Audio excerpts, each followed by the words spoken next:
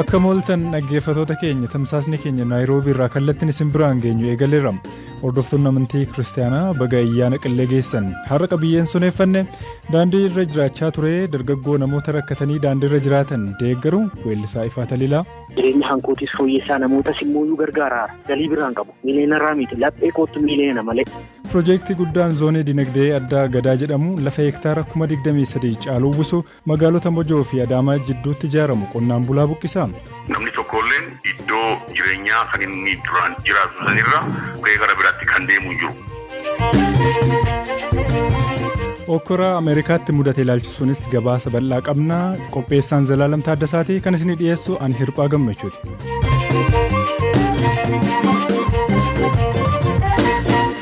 Kaleessa deeggartoonni Doonaald Tiraamp gamoo mana maree biyyattii Kaapitol Hiil jedhamu magaalaa Waashingtan DC'tti argamu weeraruu hordofee hokkora ka'een namoonni 4 ajjeefaman. Doonaald Tiraamp bu'aan sagalee filannoo pirezidantummaa nu jalaa hatameera jechuudhaan koongireensiin waraqaa beekamtii Joo Baayiden mo'achuu ibsu akka hin kennineef mormaa turan. Hokkora Waashingtan DC'tti mudate kana gaggeessitoonni biyyoota addunyaa garaas balaaleffataniiru. Zalaalam Taaddasaa bal'iseetu isinitti hima. Doonaald Tiraamp bu'aa filannoo pirezidaantummaa Ameerikaa ji'a sadaasaa keessa gaggeeffame aga kaleessaatti illee hin fudhanne. Sagalee kanaan deeggartootni isaanii mormii isaanii dhageessuu jalqaban. Amma yerootti koongireensiin balaa dimokiraasii irra gahaa jiru fuuldura dhaabbachuu qabanidha jechuun Tiraamp deeggartoota isaaniitti dubbatan. Kana booda gara Kaapitaal Hiilitti gadi buuna. Anis isin waliinan jira dubbii Doonaald Tiraamp ture. Yeroo deeggartootni Tiraamp achi gahan miseensonni koongireensii galmicha keessa jiru ture. Deeggartootni galmicha reebuun foddaas caccabsuun ol seenan. Humni poolisii achi tures dhaabsuu hin dandeenye. Joo Baayiden akkas jedhan. The scenes of chaos at the Capitol do not reflect a true America. Wanti kaapitaalitti mul'ate Ameerikaa ishee dhugaa bakka hin bu'u. Eenyummaa keenya in ibsu seera maleessummaadha.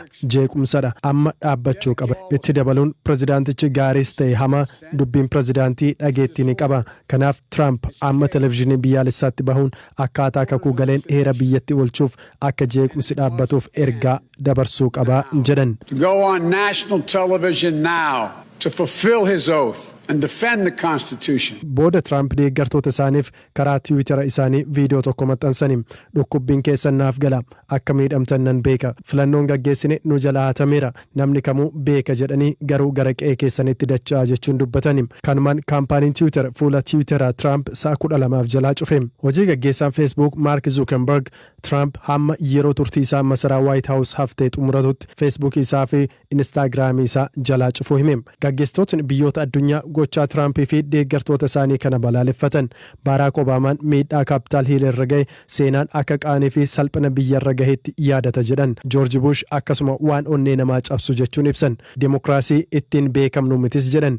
Pirezidaantiin Faransaay Imaanuweel Maakiroon waan Waashingtanitti raawwate Ameerikaan ibsum. Cimina dimokiraasii Ameerikaatti ni amannaa jedhan. Angeelaa Merkel ji'a sadaasaa qabanii haga kaleessaatti Tiraamp mo'amuu isaanii amanuu dhabuun nama gaddisiisaa jedhan. Kun kanaan osoo jiru Joo Baayiden pirezidaantii Ameerikaa Kaamaala Haaris itti aantuu isaanii ta'uun waggoota 4 dhufaniif Ameerikaa akka bulchan koongireensiin Ameerikaa waraqaa ragaa kenneeraaf. Waraqaan ragaa kun Baayideniif akka hin kennamne miseensotni Rippaabilikaanotaa garii yaalanis hin milkoofne. Tiraamp bu'aa filannichaatti walii galuu baadhus amajji 20 aangoon karaa nagaan dabarfamaa jedhan. Kaapitaal Hiil naannoo Waashingtan DC bakka koongireensiin Ameerikaa keessatti argamuu fi bakka seerritti ba'u falmiin irratti gaggeeffamuu fi ragga'uudha. Gamoon seenaa biyyattii keessatti jaallatamaa ta'e kun ijaarsi isaa bara 18 xumurame. Asitti pirezidaantii Ameerikaa ta'uun kan filataman Joo Baayiden gaafa amajji 20 bara 2021 kakuu galuun aangoo harka Tiraampii fudhatu. Kaapitaal Hiil irra aleellaa yeroo ga'u kun kan jalqabaa miti. Bara 1914 loltootni Biriteen magaalaa Waashingtan yeroo qabatan osoo ijaarsa irra jiru abiddatti qabsiisanii ture. Ergasiis aleellaa gurguddaan 3 irratti raawwateera.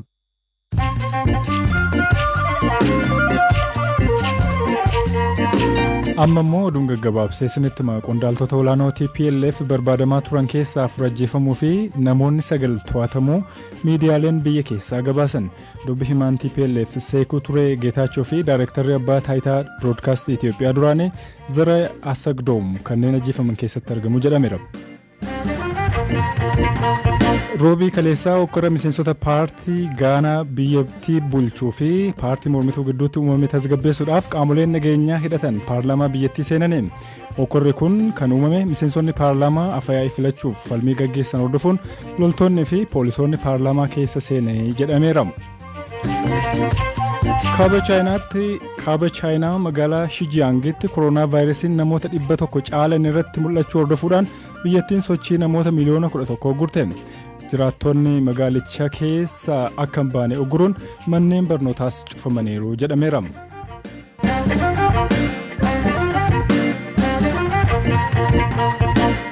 Abbaan warraa tokkollee hin buqqa'u. Abbaa taayitaa zoonii dinagdee Abbaa Gadaatu jedhama. Piroojeektii guddaan zoonii dinagdee addaa Gadaa jedhamuudhaan mogga'ee magaalota Mojoo fi Adaamaa gidduutti ijaarama. Piroojeektiin rakkoolee dinagdee biyyattii keessa jiran furuudhaaf kaayyeeffate mootummaa naannoo Oromiyaatiin hojiinsaa kan eegale yoo ta'u lafa hektaara 23 caaluu irratti ijaarama jedhamee jira. Carraa hojii uummata keenyaaf banuudha. Itti aansee ammas sharafa biyya alaa hanqina qabnu kanaan bal'inaan kan hiikuudha. Sadaffaan immoo tiraansformeeshinii agriikaalchar beest ikoonomii irraa gara dinagdee industirii kana taasifamee kan itti deemamaa ture sanii saffisaan akka deemu taasisa jechuudha. Zoonii dinagdee addaan kun lafa labsiidhaan digneettee kan abba taayitichaaf kan amma ramadamee jiru waliigal hektaara 23 fi 656 yommuu ta'u waa hedduuf keessa qabatee jira. Kana keessa industirii seektoriin hektaara 5,000 fi 100 qabatee jira. Iddoon mana jireenya bifa ammayyaatiin achi keessa jiraachuu waan qabuuf hektaara 5,000 fi 500 kan ta'u jechuudha. Sadaffaan immoo commercial zone biizinasiin sila addunyaatti dorgoma kan ta'u kan biizinasiin Dubaay fa jiru kana gara keenyatti fiduudhaaf walitti hidhiinsa ammas eerpoortiin haaraa amma fuulduratti ijaaramuu deemu kana gara magaalaa Dukam kana Abuseera kan jedhamu dannii meegaa eerpoortiin ijaarama. San wajji wal qabsiifnee zoonii dinagdee addaa kanaa fi eerpoortiin haaraa amma ijaaramu kanaan walitti hidhinee free trade zooniin achi uumuudhaan magaalaa hundaas gara keenyatti fiduudhaaf commercial zone kan jedhamu qaba. Eerpoortiis haaluma kanaan iddoon kennameefii jira. Logistic serviceinis iddoon kennameefii jira. Kan biraa bal'inaan kan itti kenname tourism and recreation center hektaara 7,000 fi 500 kan ta'u bal'inaan itti kennameefii jira jechuudha. Mee yeroo hagamii keessatti xumurama piroojeektiin kun? Iddoo afuritti addaan qoon isa tokkoffaan startup kan jedhamudha. Isa kana amma waggaa 5 fi kan qabanne jechuudha. Hektaara 3,000 fi 150 akka isa hammata. Biizinasiin seektaroota kana achi akka karoorratti kan qaban hunda isa hammatu yommuu ta'u itti aansine ammas short run kan jedhamu feezii lammaffaati hektaara 5,000 keessa hammata. Isa sadaffaan immoo medium term kan jedhamu kan 10 fi hanga 15 kan fudhatudha. Inni kun hektaara 8,000 kan keessa qabatee jira. Waliigala karoorri kun risoorsii guddaa waan gaafatuuf ammas investoroota biyya alaarraa harkifnee garanatti fiduun baay'ee hojii guddaa waan barbaaduuf waggoota 40 keessa isa kanaan addunyaa keessatti dorgoma goonee inni xumurra jenneetuma gara opereeshiniitti galchine jenneetuma hojjechaa jirra jechuudha. Keessattuu qonnaan bultoota naannoo piroojeektii kana jiraatan wajjin wal qabatee namoonni yaaddoo qaban irra deddeebiidhaan yeroo kaasan mul'ata. Piroojeektiin kun akkuma piroojeektota biroo qonnaan bultoota lafa isaaniirraa buqqisee jireenya gara fuuldura isaanii balleessuu danda'a jechuudhaani. Gama kanaan wanti yaadame maali? Namni tokkolleen iddoo jireenyaa kan inni duraan jiraatu sanirra gara biraatti kan deemu jiru. Kana sirriitti beekamu qaba jechuudha. Namni waliigala naannoo daangaa kan keessa kan jiru hunda piroojeektii san keessa hammatamee privileejii ta'ee jiruu fooyya'aa akka jiraatu labsiidhaani mirkanaa'eefii jira jechuudha. Piroojeektiin kun qabatamaan hojiirra ooluu isaarratti namoonni mamii qaban ni jiru. Keessattuu haala kana dura baratameen tibba filannoon dhiyaatu aangawoonni mootummaa iddoowwan garaagaraa deemanii dhagaa bu'uuraa kaa'uun waan baratamedha. Piroojeektiin kunoo isaan addaa maal jettu kanarratti? Hanqina hubannoo yoo ta'e malee qorannoo isaa kan jalqabame bara 2019 amma nuti filannoo amma dhiyaate kanaaf jecha kan finneesii miti kanas namuu uummanni quba qaba jechuudha. Maaliif piroojeektiin kun yeroo qoratamus ijoolluma isaaniiti kan asitti keessa garatee nama hedduudha kan qorate. Ogeessaa naannoo Oromiyaa keessa kan jiru nama 200 ol kan caaludha. Iddoo kana asitti magaalaa Mojoo fi Adaamaa hedduu barreen gaddaa irraa kaasee hanga ammatti jechuudha kan qorachaa ba'e. Kanaafuu piroojeektiin kun waan isaan amma odeessan kana hojii walitti hidhiinsaa siin qabu. Gaaffiif deebii kana waa'ila koo Habtaamuu Xibabuutu Daayireektara dhaabbatichaa Injiinar Dammallaash Muluu wajjiniin taasise.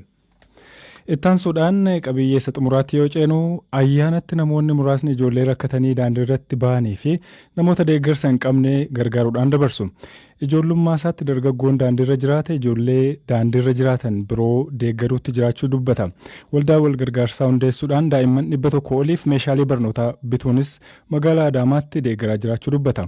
Laphee kootu miliyooneraa kan jedhu Ifaa Taliilaati. Akkatti feesbuukii gargaaramuudhaan deeggarsa sassaabu akkanatti nutti meera.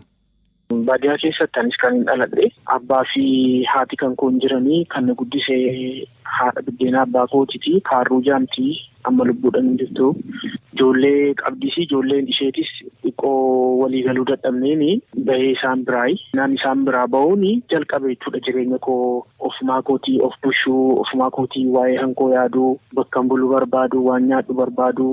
Achirraa jalqabee warreen ofitti na dhiyeessanis hanga muraasa erga ofitti na qabanii booda isaan biraas nan ba'a haalli jireenya onatti ta'uu onatti toluu baate gidduu kanatti kaakan beela'uun jira uffata ciccitaa uffachaan ture kophee lukaallee hanga bara baasoo kaawwadhe deemutti ga'an ture beelatu jira firii mukaa guuree daldeecha walqixa yeroo nuti nyaachaa turetu jira. Rakkoo guddaan ati jireenya keessatti keessumaayyuu karaa gubbaarratti argite gurguddaan wanti baay'ee sammuu keessaa hin banne maali waan nati yaadattu? Yeroon baadiyyaa jiru sana kanan guyyaa halkanoota mukarra bule tokko yoomiyyuu irraafachuu hin danda'u. Sagalee bineensotaati kan dhageessu baay'ee nama sodaachisaa. Inqoorraa hirribna fudhatee muka kanarraa kufinnaa laataa isa jedhu sana keessa kootti yaada waan ta'eef osoo rafin hundaa guyyaan itti bulutu jira ture. Magaalaa keessatti immoo yeroo tokko dhukkuba busaa dhukkubsadheen ture beekta. Yeroo karaarra jiraadhu bullee baasnee nyaannaa humni keenya haasaamuun malee wanti nyaatamu hin dhabamu dhukkuba busaa dhukkubsadhee yeroo sana nan du'a ture baay'ee. Baadii irra ciisnaa yeroo san baay'ee abdii kutadhee ture yoonuma. Amma immoo Ifaa Taliilaa waldaa wal gargaarsaa namoota rakkatan gargaaru hundeessee hojjetaa akka jirudha naa kaafte hojii hojjetaa jirtus naa kaasi. Gara magaalaa Adaamaa ergangalii booda kanan hojii kana jalqabe ijoollee 10 nan jalqabe dura nan jalqabu. Isaanan barsiisa ture achi 36 ta'anii isaanis barsiisa tuman ture akkasiin dabalaatoo deemee barreen gaddaa hojiidhaan hojjedhu kanaan mootummaanis bulchiinsi magaalotaa warreen qaamni ilaallatu deeggarsa naa godhu ture na jajjabeessu ture sartifikeetii maadaaliyaa waancaa kana na badhaasaa ture. Waldaan keenya amma barattoota 105 kan yeroo hundaa deeggarsa fudhatan jechuudha. Meeshaalee barnootaa binnee bakkuma isaan jiranitti maatii bira warra isaan guddisu biratti achumatti kennineefi dhiin hordofna akka isaan barachaa jiran. Haadholii 37 qabna. Isaanis immoo daakuu kenninaa, zayita kenninaa, ashaboo kenninaa, sukkaara, buna. Innaa tokko immoo uffata ni kennina. Ijoollee karaarra jiranittis nan hojjedha. Uffata namootarraa sassaabuudhaan deebisee immoo ijoollee kanaa kennaa. Maddi galii keessanii maali? Uummanni Oromoo galatoomu harki isaa naphatini uummata maddi galii kiyya. Facebook irratti hojjedhaan miidiyaa hawaasaa irratti waanan ani poost godhu sana inni arga namni keechan miseejiidhaan na dubbisu waanan ani barbaadu itti meeta bitanii naa kennu. Ani isa sanan deebisee kenna. Kanaan dura jiruu ijoollummaa keetti karaa irratti baatee turte. Amma immoo deebiteetu nama kaan gargaaruu nama kaan bira dhaabbachuu dandeesseetta.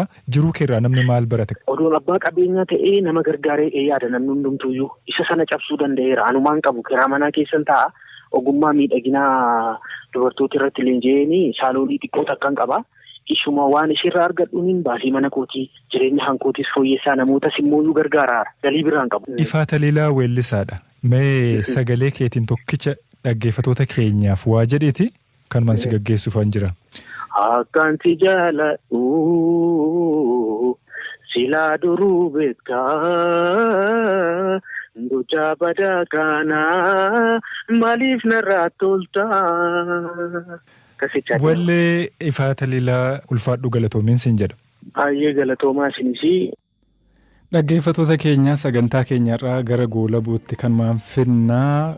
Zalaalam Taaddasaa qophicha qopheesseera anis hirphaa gammachuu si wajjiniin ture jira waan nu caqasitaniif galata guddaa qabdu iddoo nagaa bulaa.